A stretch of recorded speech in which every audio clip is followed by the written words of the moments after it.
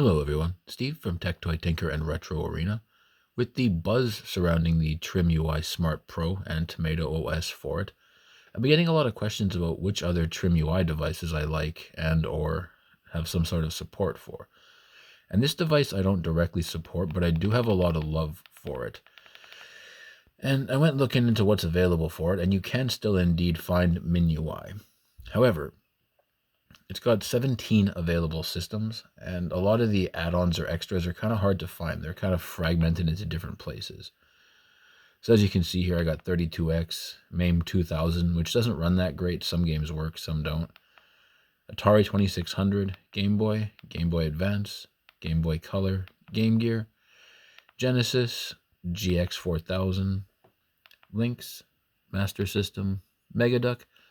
To explain Megaduck, there is no Megaduck emulator for this, but all of the games were ported to the Game Boy and sold out of Sachin's garage, and Sachin is the person that makes the Megaduck games. So you can run them through a Game Boy emulator. You can get them from the Ameridroid website since they're unlicensed. I have a bunch of multi-carts that have them, and I dumped them all and put them on archive.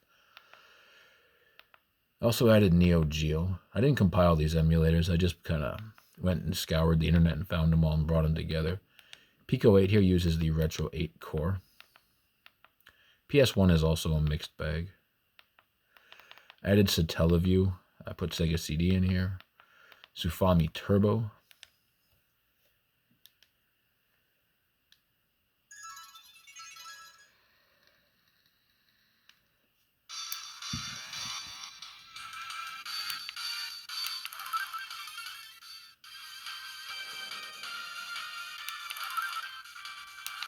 It's a SNES add-on cartridge, but as you can see, the performance is fine.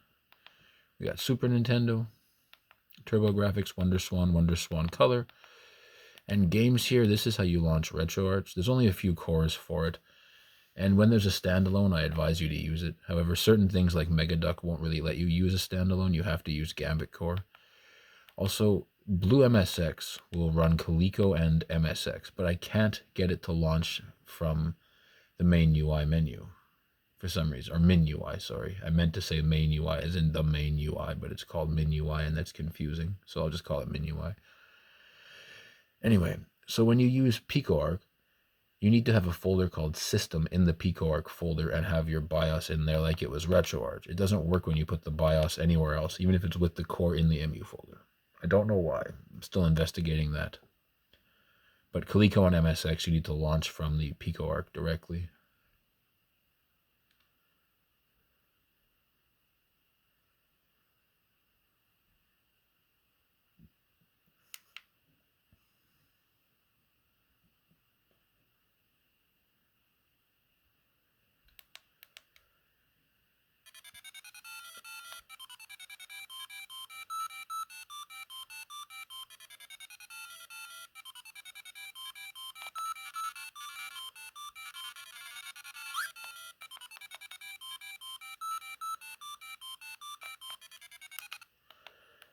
You get the idea.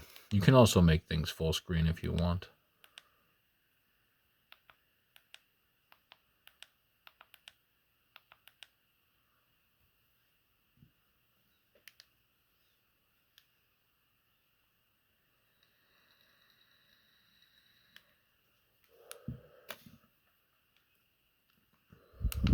So you go into advanced, which is hard to see on the camera. Actually, I clicked exit by accident, my bad. But as you can see, MSX boots fine. There are tools here. I can go back to stock if I want, but there's no point. There's a file commander, USB bridge, which is obvious what that would do. 32X and Sega CD and things of that nature work surprisingly well for what the device is. The one gripe that I have about this device, and it's not even really a gripe, but it's not very cheap. It's a $50 device. And honestly, at that point, you're entering into Smart Pro territory. You can get those for about 60, 65 bucks. So this is kind of, if you're going to get this, it would be because you actually want this form factor or because you like this novelty. Like, personally, for me, I get strong Game Boy Micro vibes. I know it's not exactly the same, but it's kind of similar in the clickiness. I also really like the metal back on this. As you can see, Sega CD works fine. The PS1's a mixed bag. Anything earlier works fine. I don't want to keep you guys too long, so I am going to go ahead and wrap the video up there. It's got 30 systems right now. I think I can probably add a couple more.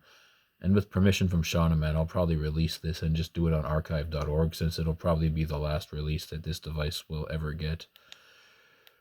Also, I'm working on a build for the Smart as well, so Tomato OS will get one final update for that as well. As always, though, thank you for watching. Don't forget to like and subscribe. Hope you enjoyed the video. Take care.